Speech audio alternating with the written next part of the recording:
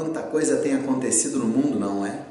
Quantos sinais, quantas predições foram ditas, ou quantas coisas foram ditas sobre o final dos tempos. Nós vamos começar agora um bate-papo gostoso, falando sobre as coisas que estão acontecendo no mundo. Se alguém já tinha dito sobre isso antes e qual o significado. Há alguém dominando o mundo de hoje? E o que acontecerá com a vida de cada um de nós? Olha, esse bate-papo gostoso todos os domingos busca esclarecer e trazer entendimento para a nossa mente sobre todo este contexto. Espero que você nos acompanhe. Vamos falar sobre muitas coisas. Espero que você traga a tua colocação, o teu questionamento e aí juntos vamos buscar um conhecimento maior. A nossa vertente, a nossa versão é sempre sobre a Palavra de Deus. Todo domingo, às 9 horas, aqui, um bate-papo gostoso com você. Vamos lá então, seguindo no nosso bate-papo sobre o que acontecerá no amanhã, ou com relação aos tempos finais. Paramos no nosso último bate-papo falando sobre o arrebatamento, que vai se dar quando Jesus vier buscar a sua igreja. Mas e aí? Para onde essa igreja vai? O que vai acontecer com esta igreja? Um versículo muito interessante, um capítulo muito interessante, que poderemos ler sobre isso, está em 1 Coríntios, capítulo 3, a partir do versículo 10. Ele diz assim, segundo a graça de Deus que me foi dada, lancei o fundamento como prudente construtor, e outro edifica sobre ele. Porém, cada um veja como edifica. Porque ninguém pode lançar outro fundamento além do que foi posto, o qual é Jesus Cristo. Contudo, se o que alguém edifica sobre o fundamento é ouro, prata, pedras preciosas, madeira, feno, palha, manifesta se tornará a obra de cada um, pois o dia se aproxima, pois o dia a demonstrará, porque está sendo revelada pelo fogo. E qual seja a obra de cada um, o próprio fogo o provará. Se permanecer a obra de alguém que sobre o fundamento edificou, esse receberá galardão.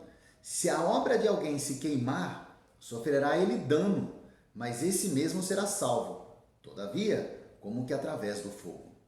Não sabeis que sois santuário de Deus e que o Espírito de Deus habita em vós? Se alguém destruir o santuário de Deus, Deus o destruirá, porque o santuário de Deus, que sois vós, é sagrado. Bom, gente, a primeira ideia que fala aqui, fala sobre a identificação aqui é dos salvos, tá? Ele não traz aqui nenhuma vertente sobre aqueles que não são. Porque ele começa falando assim, a partir do versículo 13. Manifesta se tornará a obra de cada um, pois o dia a demonstrará. Qual dia? O dia do arrebatamento. Porque está sendo revelada pelo fogo, e qual seja a obra de cada um, o próprio fogo provará. Aí no versículo 14, ele fala daqueles que buscaram a santificação, tiveram a santificação pelo Espírito Santo e boas atitudes empreenderam aqui, uma fé com boas ações. Deles que ele fala a partir do versículo 14. Ele diz assim, olha, se permanecer a obra de alguém que sobre o fundamento, qual o fundamento? Nós vimos lá em cima, que é Cristo. Sobre o fundamento edificou, esse receberá galardão. Oh, excelente! Então, esses que tiveram a santificação, logo depois do arrebatamento, as suas obras serão então manifestadas e provadas pelo fogo, e aí ele receberá galardão, um presente especial de Deus. Mas daí ele continua falando daqueles que não, que tiveram uma vida, infelizmente, na mesmice. Ele fala assim, se a obra de alguém se queimar,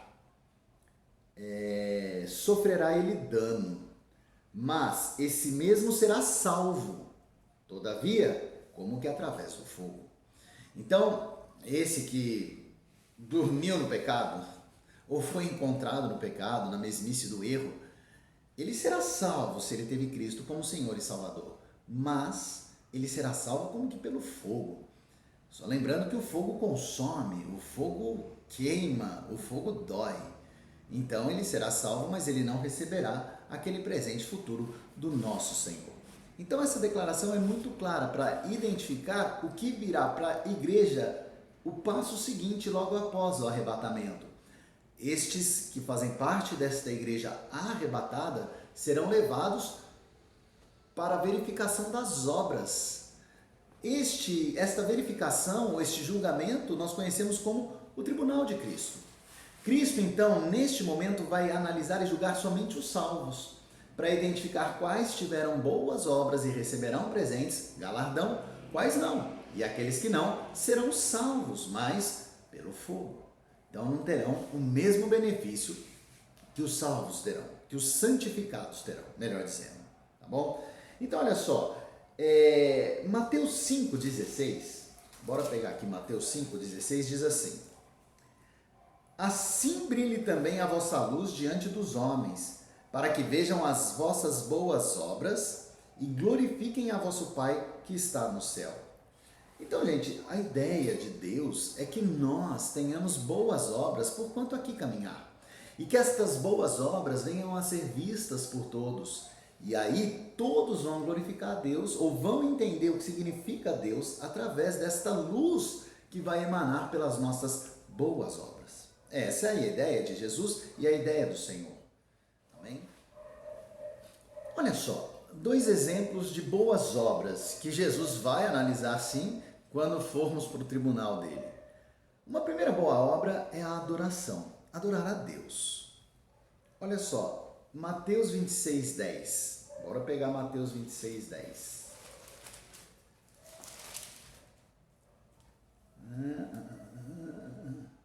Diz assim: mas Jesus, sabendo disto, disse-lhes: por que molestais esta mulher? Ela praticou boa ação para comigo. Bom, só para que você entenda o que diz em Mateus, ali Jesus é ungido por uma mulher. E os discípulos repreendem, né? Porque ela estava fazendo aquilo. Jesus fala: opa, pode parar. Ela fez uma boa obra. Quando me adorou, esta mulher fez uma boa obra, que será levada em consideração no meu tribunal. Mais ou menos é isso. Então, é importante adorar a Deus? É muito importante. É muito importante. Está aí uma grande deixa ou uma particularidade interessante da igreja. Quando nós vamos nas nossas igrejas e louvamos e adoramos a Deus em público, nós estamos adorando a Deus, tal qual essa mulher de Betânia. E aí, Deus está olhando aquilo como uma boa obra. E isso será levado sim em consideração no tribunal de Cristo. Então, uma primeira boa obra seria a adoração. Uma segunda boa obra seria a generosidade. Bora pegar aqui, ó, primeira carta de Timóteo, capítulo 6. Primeira carta de Timóteo, capítulo 6, a partir do versículo 18, ou o versículo 18. Diz assim, olha. Acerca dos ricos. Bom, que pratiquem o bem, sejam ricos de boas obras, generosos em dar e prontos para repartir. Aqui Jesus Cristo está falando dos ricos, e Jesus fala, ou a palavra de Deus na verdade fala, né? Porque aqui quem está falando é Paulo. Paulo então fala sobre a questão relacionada a uma outra boa obra, é ser generoso. Então olha só, o ser rico não afronta a Deus, nem a sua palavra, nem o seu querer. Agora, o ser rico me traz uma responsabilidade de generosidade, que eu venha a estar pronto para dar, para auxiliar o meu irmão naquela caminhada. Isso sim, e isto também será considerado como uma boa obra. Que eu venha a estar pronto para repartir. Repartir o que? Aquilo que Deus me deu. Então, meus irmãos, as boas obras, elas são manifestas. E Jesus deixou isso muito claro. Em Mateus 10, Jesus falou que não haveria nada que não seria levado em consideração. Mesmo que viesse a ser uma pequena obra, tão pequenininha, está tudo bem. Se ela foi boa, segundo o meu coração, se ela teve Deus como destinatário, então o Senhor levaria aquilo em consideração. Lembra? Minha boa obra foi feita sobre o fundamento, que é Jesus Cristo, mas ela foi tão pequenininha. Eu só dei um copo de água. Generosidade, só um. Pode parecer pequena para cada um de nós, mas para Jesus Cristo ela não foi pequena, pelo contrário, ela foi manifestamente grande e apta para ser levada em consideração no tribunal de Cristo. Olha só, alguns cuidados que nós devemos ter com relação às obras, né? A primeira é a seguinte: eu posso fazer uma obra, mas com a motivação errada. E aí eu tenho um probleminha. Vamos ler aqui comigo, ó. Vamos ler Mateus 6:2. Mateus 6:2. Já achei Mateus 6:2. Ele diz assim, olha. Na verdade aqui é Cristo ensinando como eu deveria dar esmolas, é o título da minha Bíblia. Ele fala assim: quando, pois, deres esmola, não toques trombeta diante de ti, como fazem os hipócritas, nas sinagogas e nas ruas, para serem glorificados pelos homens.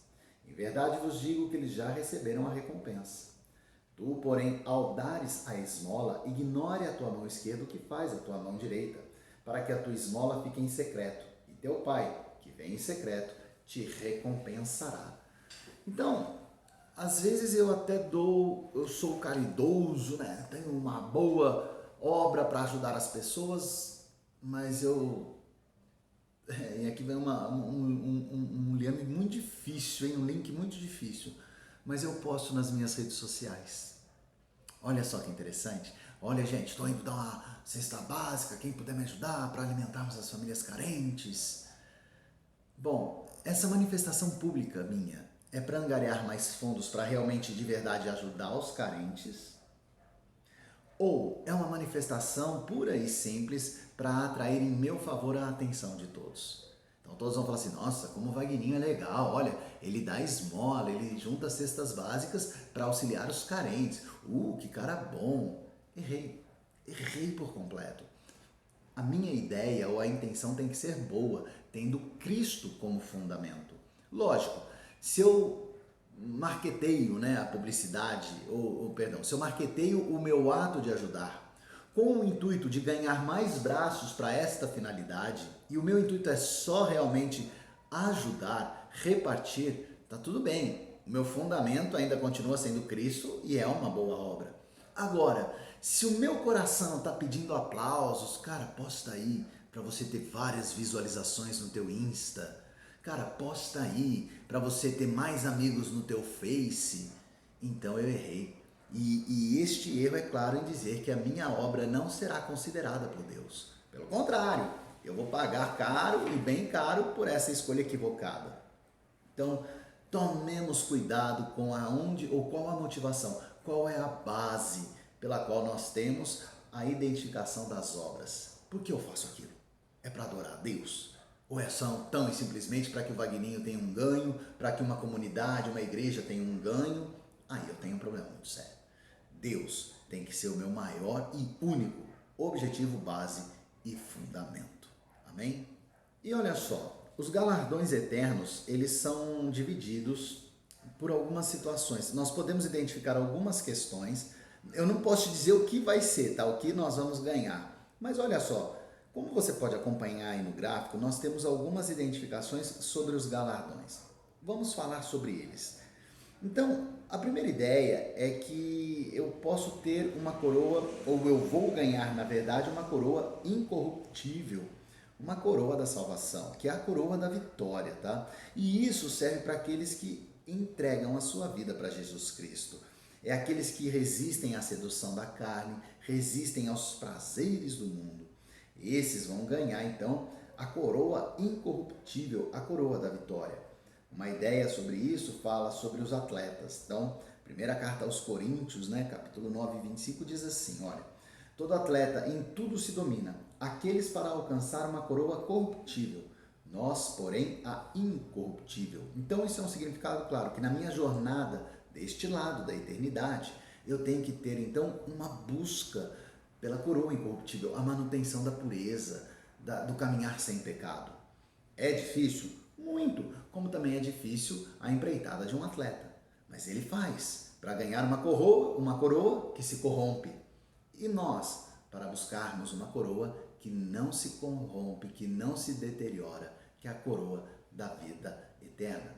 Vitória. Amém? Uma outra é a coroa dos mártires, ou daqueles que sofrem, tá? Aqui é para corrigir as injustiças que os cristãos sofreram durante essa jornada. E como isso acontece, né? Às vezes você vê uma pessoa sendo martirizada, né, maltratada, morta por declarar Cristo como Senhor e Salvador. Ele é um mártir. Então, estes também ganharão uma coroa. E esta coroa é a coroa da vida. É uma coroa maravilhosa que vai que vai retratar na vida daquelas pessoas uma justificação. Então, pelos males que você sofreu lá atrás, por e em nome de Cristo, agora você será justificado com este galardão. Uma outra é a coroa da glória, né? Essa é o que nós chamamos da coroa do pastor ou a coroa do bispo. E ela é chamada por conta da dedicação que alguns têm para com o ensino da palavra de Deus. Olha só, eu vou pegar aqui a primeira carta de Pedro, e essa eu quero até ler.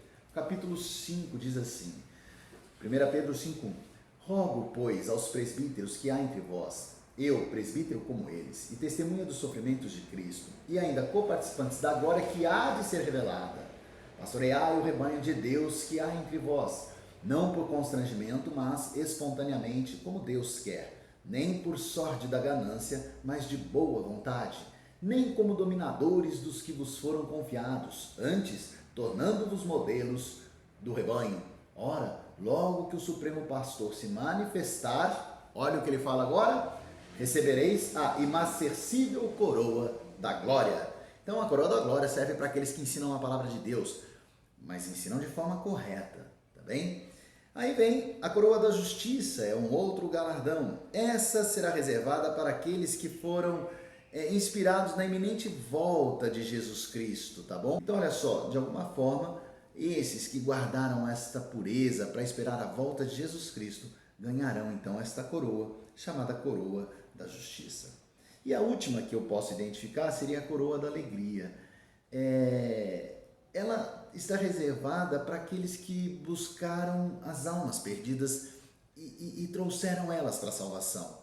Então, quando você prega a palavra de Deus, e seja de que forma for, através de um louvor ou através da ministração da palavra mesmo, e ali o Espírito Santo faz a obra da salvação, aquela vida vai ser computada e lançada sob a tua conta.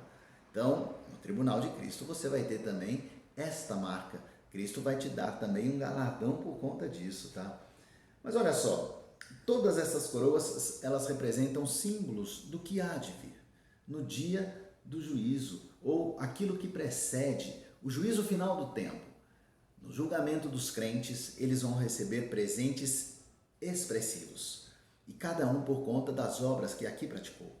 Então, meu irmão, façamos boas obras, da pequenininha à grandona, pouco importa. Para Deus não há diferença. Ele vai nos presentear em todo o tempo. Então, eu quero deixar claro aqui para vocês que o slogan da nossa igreja, né? Amar a Deus, amar ao próximo, é maravilhoso e ele trata dos 2 maiores mandamentos do Senhor. Mas daí ele vem numa terceira vertente, e essa terceira vertente serve para estes que querem ganhar presentes especiais de Deus. Servir a todos. Quando eu sirvo, inegavelmente eu estou dentro desses galardões aqui. Eu estou dentro destas coroas. E aí, meu irmão, eu vou receber, logo depois do arrebatamento, um presente especial do meu Senhor. Espero que você caminhe nessa verdade de vida, sendo uma pessoa com boas obras, pronto para o tribunal de Cristo, sabendo que nele você receberá presentes maravilhosos em nome de Jesus. Fica na paz do Senhor, que você tenha uma semana maravilhosa, que você tenha uma semana benéfica, produtiva, cheia de boas obras. Em nome de Jesus.